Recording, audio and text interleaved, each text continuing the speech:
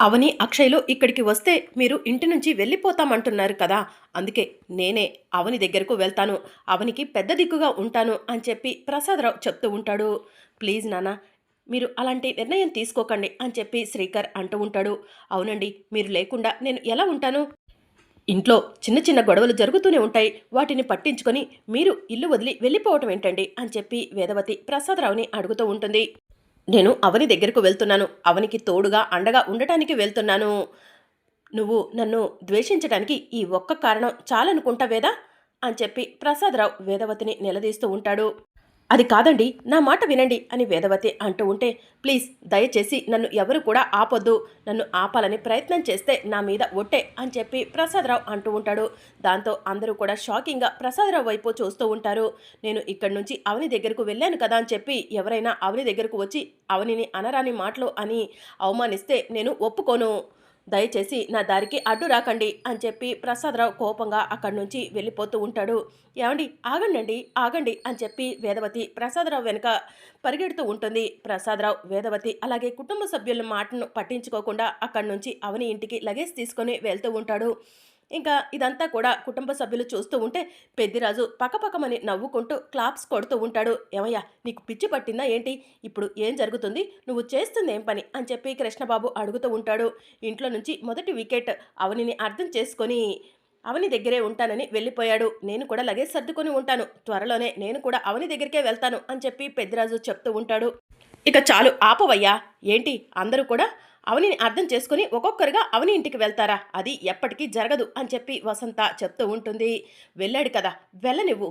త్వరలోనే ఆ అవని చేసిన తప్పులన్నీ గుర్తు తెచ్చుకొని మళ్ళీ తిరిగి మన ఇంటికే వస్తాడు అని చెప్పి వేదవతి కుటుంబ సభ్యులతో చెప్తూ ఉంటుంది.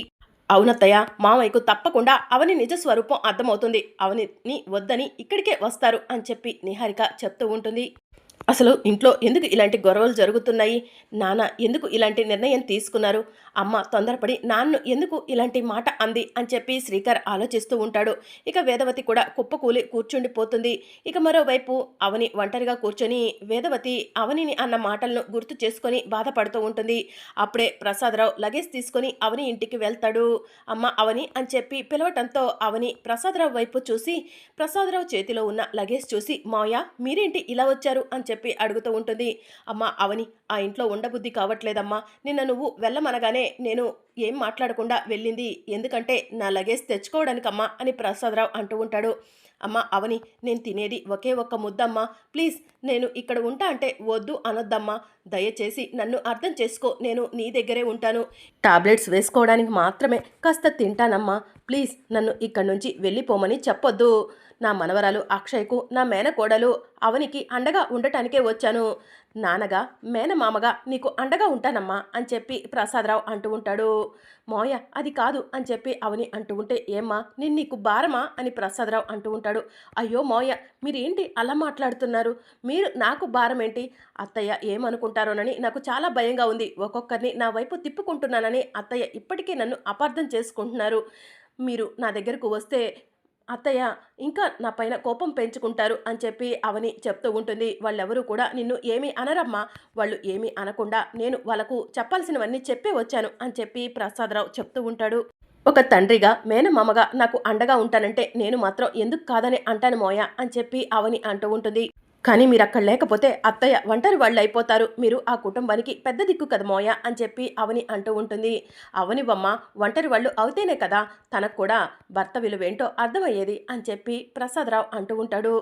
ఇన్ని రోజులు నువ్వు ఒంటరిగా ఉండి ఎన్ని ఇబ్బందులు పడ్డావో వాళ్ళకు కూడా అర్థమవుతుందమ్మా. ఆ ఇంట్లో ఎవరైనా ఆడవాళ్ళు ఒంటరి వాళ్ళు అయితే నిన్ను ఆదర్శంగా తీసుకుంటారమ్మా అని చెప్పి ప్రసాదరావు అంటూ ఉంటాడు. అమ్మ అవని, మా నాన్న పేరు గట్టంనేని హరిచంద్ర ప్రసాద్. మా నాన్న ఒకరోజు, ఒరే ప్రసాదు, మన ఇంట్లో అమ్మవారు ఉంది, ముక్కు పుడక ఉంది. మీ అమ్మలాంటి జాతకం కడిగిన కోడల్ని మన ఇంటికి కోడలిగా తీసుకురావాలి అని చెప్పి మా నాన్న దేశమంతా వెతక్క సంవత్సరానికి వేదవతి మా ఇంటికి కోడలిగా వచ్చింది. అప్పటి నుంచి వేదవతియే ఇంటికి పెద్ద అయిందమ్మా. 10 ఊర్లకు దేవత అయింది. ఎప్పుడూ కూడా అందరూ వేదవతిని గౌరవిస్తూనే ఉండేవాళ్ళు.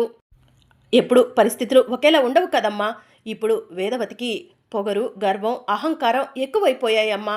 అవి ఉన్న చోట నాకు ఉండటం ఇష్టం లేదమ్మా. అందుకే అవి లేని నీ దగ్గరకు వచ్చానమ్మా అని ప్రసాదరావు చెప్తూ ఉంటాడు. మీరు నా దగ్గర ఉండటం నాకు ఎలాంటి ఇబ్బంది లేదు మోయ. కానీ అత్తయ్య గురించి ఆలోచించే మీరు ఇక్కడికి ఉండాలో వద్దా అన్న ఆలోచిస్తున్నాను అని చెప్పి అవని అంటూ ఉంటుంది. నేను ఇక్కడ ఉండటానికి కారణం ఉందమ్మా. ఒక అవసరంతోనే ఇక్కడ ఉంటున్నాను అని ప్రసాదరావు జరిగిందంతా కూడా అవనికి చెప్తూ ఉంటాడు. ఒకరోజు అవని రోడ్డు మీద నడిచి వస్తూ ఉంటే కొంతమంది ఆడవాళ్ళు మార్కెట్ నుంచి ఎదురుగా వస్తూ, అమ్మా అవని ఎక్కడి నుంచో వస్తున్నట్టున్నావు అని చెప్పి అడుగుతూ ఉంటారు. పాపకు బట్టలు తీసుకొని వస్తున్నానండి అని చెప్పి అవని చెప్తూ ఉంటుంది. ఇవన్నీ కూడా ప్రసాదరావు దూరం నుంచి వింటూ ఉంటాడు. ఏమ్మా అవని, నీ కూతురు వచ్చిన తర్వాత నీ రాత మారిపోతుందని, నీ జీవితంలో సంతోషం వస్తుందని ఎంతగానో గొప్పగా చెప్పుకునేదానివి, కానీ నీ జీవితంలో సంతోషం అనేది రాలేదు కదమ్మా అని చెప్పి ఆ ఆడవాళ్ళు అవనిని అడుగుతూ ఉంటారు. ఎవరు చెప్పారండి నా జీవితంలోకి సంతోషం అనేది రాలేదని? నా కూతురు రాకముందు నా మనసంతా కూడా దిగాలుగా ఉండేది.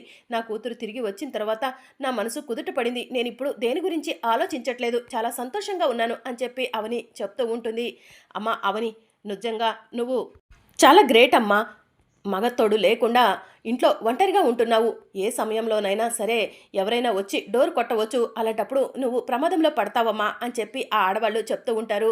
మీరు నాకు మంచి కోరి చెప్తున్నారా, లేకపోతే ఇంకే విధంగానైనా చెప్తున్నారా అని చెప్పి అవని అడుగుతూ ఉంటుంది.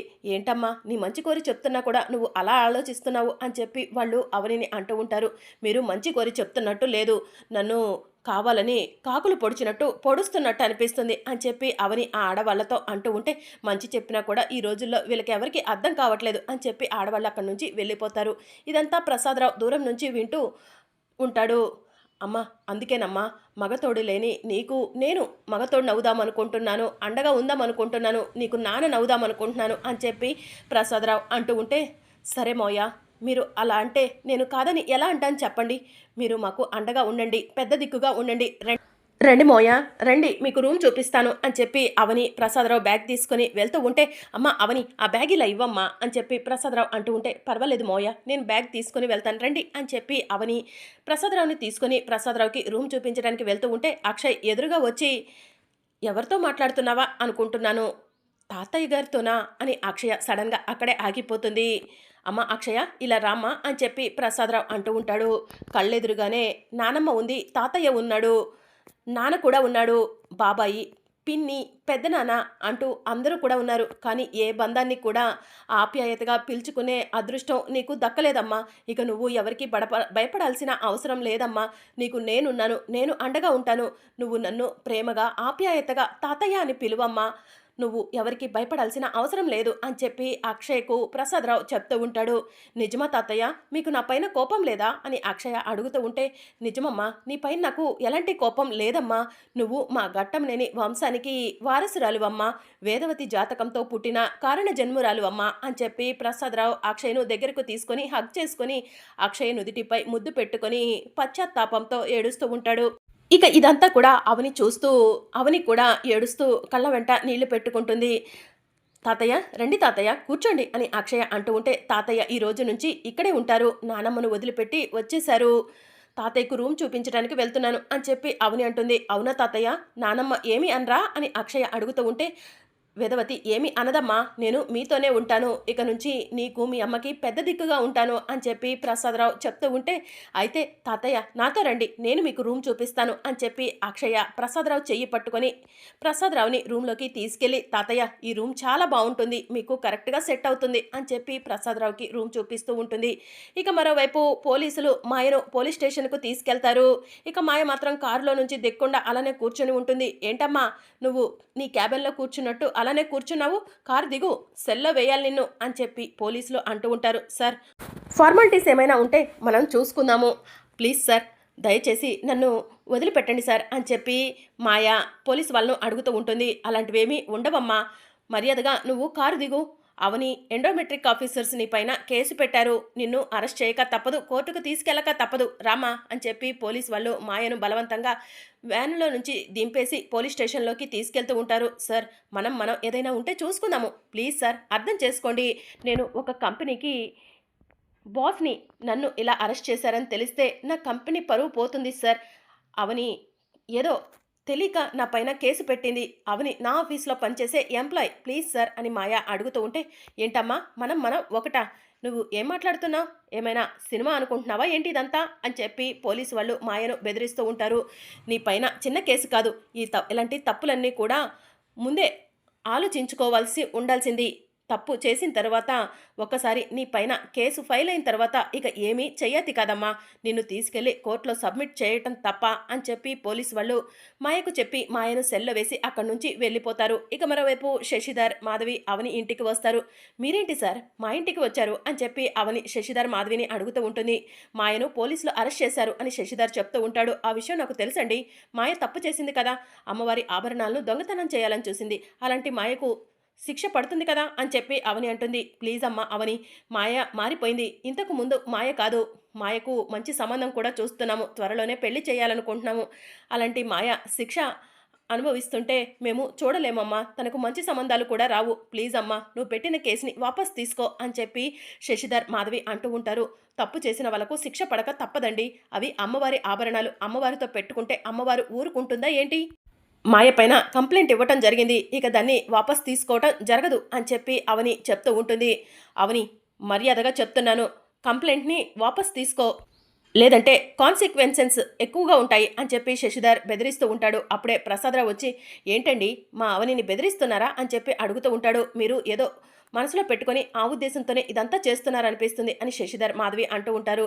మా మనసులో ఎలాంటి ఉద్దేశాలు లేవండి, మీ మాయ తప్పు చేసింది కాబట్టి తన పైన కంప్లైంట్ ఇచ్చాము, కాన్సిక్వెన్సెస్ ఎక్కువగా ఉంటాయని చెప్తున్నారు కదా, నన్ను జాబ్లో నుంచి తీసేస్తారు, మీరు నాకు ఇచ్చిన ఈ బంగ్లా, కారు లాగేసుకుంటారు అంతే కదా, తీసేసుకోండి అని చెప్పి అవని అంటుంది.